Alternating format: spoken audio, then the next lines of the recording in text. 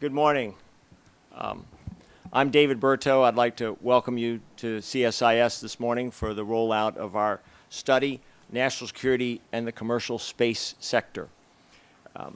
With me is Greg Kiley, Senior Associate at CSIS, who is my co-author on this report. So I'm really grateful to you all for coming out here this morning. First, administrative announcement, if you would silence your pagers and Blackberries and cell phones. Somebody said to me, nobody has pagers anymore, but I will tell you there's at least one person in my contact file that still has a pager. He's not here, unfortunately, but it leaves open the possibility that somebody else still might as well. When I got up this morning and I shaved with cold water in the dark with a flashlight, I thought to myself, it's not going to get any worse than this today. But then I got here and discovered it was about 120 degrees in this room. Air conditioner is now working, and those of you on this side are probably feeling pretty good. Those of you on that side will feel good by the end of the morning. But I really still am very grateful to you all for coming out here this morning. It's cooler here than in our homes even now for about 200,000 of us in Montgomery County, and the lighting's a little better also, I think. I also want to thank our President and CEO, Dr. John Hamre. Due to his schedule, he's unable to join us today, but he did provide us with some written comments, and those were on the back table. I presume that you were able to get them as you came in. If not, I would ask you to pick one up on your way out. I won't read it in its entirety, unlike some of our events here that have memos read in their entirety, but I want to recognize it and his contribution. I also want to thank all those who made this report possible, not only the writers and researchers who assisted us, but all of the companies and government personnel who gave of their time and information as we went through it, and all of those who submitted thoughtful comments and insights in response to our draft report, which we issued back in April. Let me describe our agenda very quickly this morning. You have the printed copy of our report. Mr. Kiley and I will present a few short briefing on the report. It has a lot of charts, but it's not going to take very long. And then we'll open the floor up to questions and comments and reactions. And for that, we'll follow our usual procedures, which I will review for you at that time. So, Greg, do you have any additional opening comments? Let me just go on to the next chart then.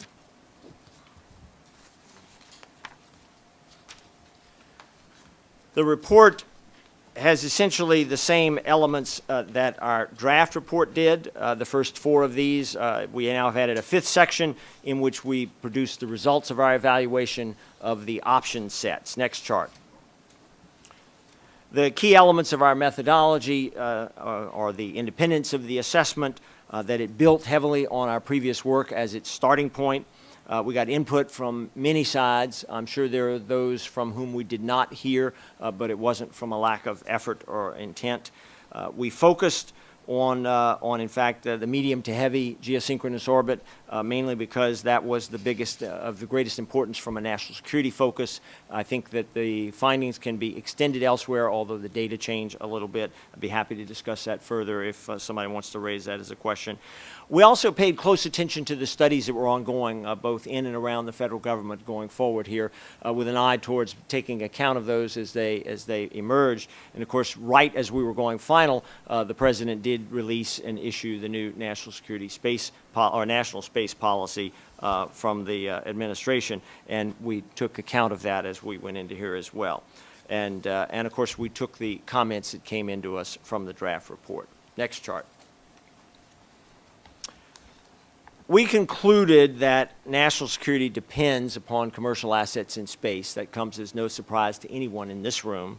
But we also concluded that the current implementation of the policy of assured access to space does not adequately recognize or deal with that dependency on commercial assets.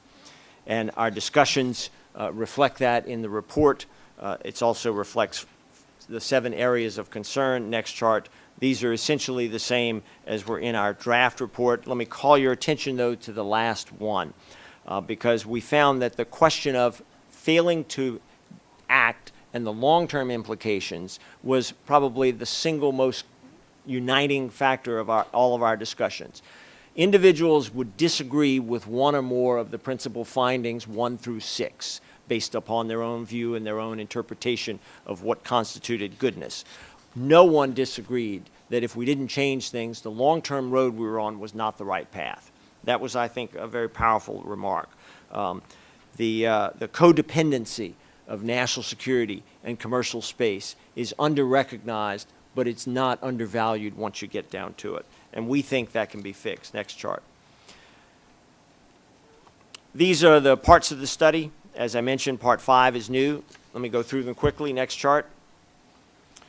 We've already discussed our finding that commercial space assets are critical to national security, but we found a fairly widespread thought throughout the national security arena, particularly in DoD, but also elsewhere, that somehow those commercial assets were just going to be there, that there was no responsibility within DoD to make sure that they were launched or maintained and that access was assured.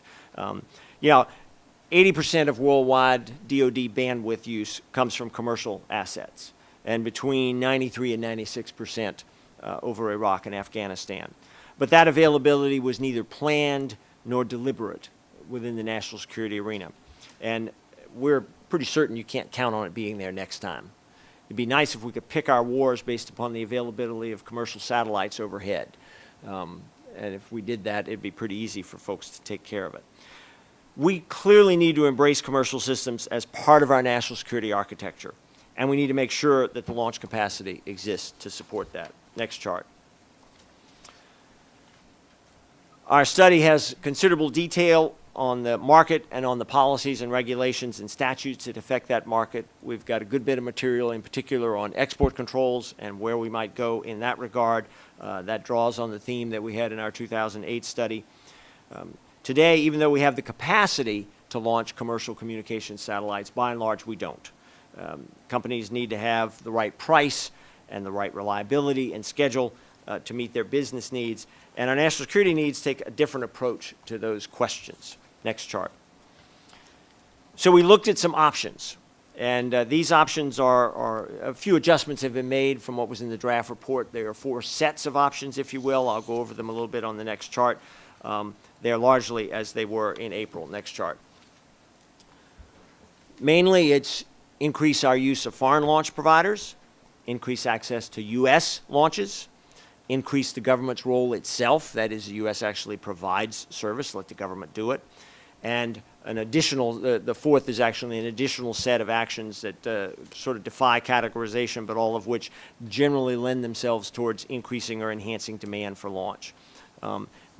I would like to point out that including an option for evaluation does not constitute endorsing that option from a CSIS point of view. It's an analytical approach rather than an upfront endorsement, if you will. Next chart. In order to evaluate them, we developed a set of criteria. There are 5 categories of those criteria. They're listed here: reliability, security, affordability, feasibility, and timeliness. And we covered these in great detail in our report. We refined them a bit as we exercised them and as we ran the options against the evaluation criteria, and that led to the new part of the report, next chart, which is the results of that evaluation. It incorporated some public comments, or some comments from the public, if you will. The comments themselves, however, are not public and were never intended to be public. We have protected those who submitted those comments. We use those evaluation criteria to analyze the option sets. The first 3 criteria, that is reliability, security, and affordability, focus on the impact of actually doing those options, what would happen. The last 2, feasibility and timeliness, has to do with how hard it is to implement them. Can you get the votes? Would it take so long that by the time you finished you wouldn't have made a difference, if you will? And so we laid those out in that regard. And that pretty much gets us to the end. We are briefing this around with interested parties. We've had a number of meetings on the schedule already. There's a lot of interest on this inside the government. Those of you who were at the event last week on the national space policy. Know that it came up a couple times, and we didn't bring it up. Government people brought it up. So the report is out there. We are also identifying some areas of concern for continued work here at CSIS, particularly in the supplier base, where notwithstanding the national space policy of a commitment to a robust industrial base, there is a bunch of weak spots, and we think they deserve some attention and merit some solutions as well. But most importantly, I think, is we would like to do what we can to foster and support a dialogue and ongoing conversation between the national security community and the commercial companies in the space business. And we think that dialogue up to now has been fairly lacking, and we think there is some interest in pushing it forward, and we would like to do what we can to support that. So given the temperature and the speed with which you all have read the report, first I was going to open up for questions, but Greg, you may have a couple comments you want to add. Just on the last bit there, and that's sort of from my perspective, one of the reasons why we undertook the 5-month effort and next steps going forward. We recognize that there were some 29 other studies right now inside the government that have been recently completed or were currently ongoing on space launch, and we wanted to get out into that dialogue, talking about the connectivity between commercial space and national security. And last week, when some administration officials came over to brief the national space policy, they recognized that it's time to start moving forward. And although it was a not for attribution, Chatham House rules, one of the government officials there did express that the space posture review is also back on track. In other words, the government is actually starting to engage again on space policy, and I think that's a positive thing, and that's part of what we were trying to do, was get into that dialogue mix, and I think we're right there right now. Are we using the wireless mics for, yes, we are. All right, so here's the way we work our questions. Most of you are very experienced at this, so I know I don't need to. I feel like the flight attendant with the seatbelt sign, right? Although I did, not too long ago, sit next to a woman who had never put a seatbelt on before and was really struggling with it, and I hate to tell you this, but the flight attendant's instructions were not particularly helpful to her. But let's set that aside, because you all are a much different audience. So raise your hand, wait for the microphone.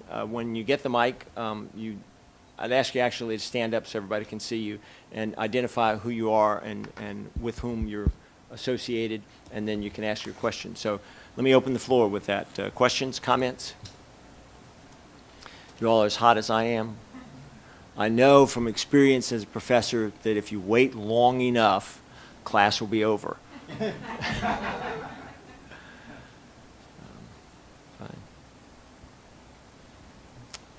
We have one question for the record.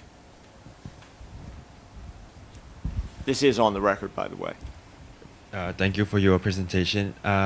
Did your report say anything about the secondary payload issue? Would you state your name? Fuadi Piswan from the Cohen Group. Okay, thank you. Talked about secondary payload issue, hosted payloads, and that sort of thing. There is some mention and discussion of that. We don't go into great detail on either the nature of such payloads, but we do note that that there seems to be a correlation between U.S. interest in using domestic launch capacity and the nature of the payload, and we think that's a pretty obscure way of getting at the fundamental question, which is responsibility for access as part of our assured access to space policy. You want to add anything to that? Just that the administration officials we did discuss hosted payloads with, theoretically and conceptually, that's an interest area, especially for people inside the White House. But as far as how that's being implemented, we did not get into detail. Seeing no further questions, I am happy to release you all back to a better air-conditioned part of the building or of your life. Thank you all for coming.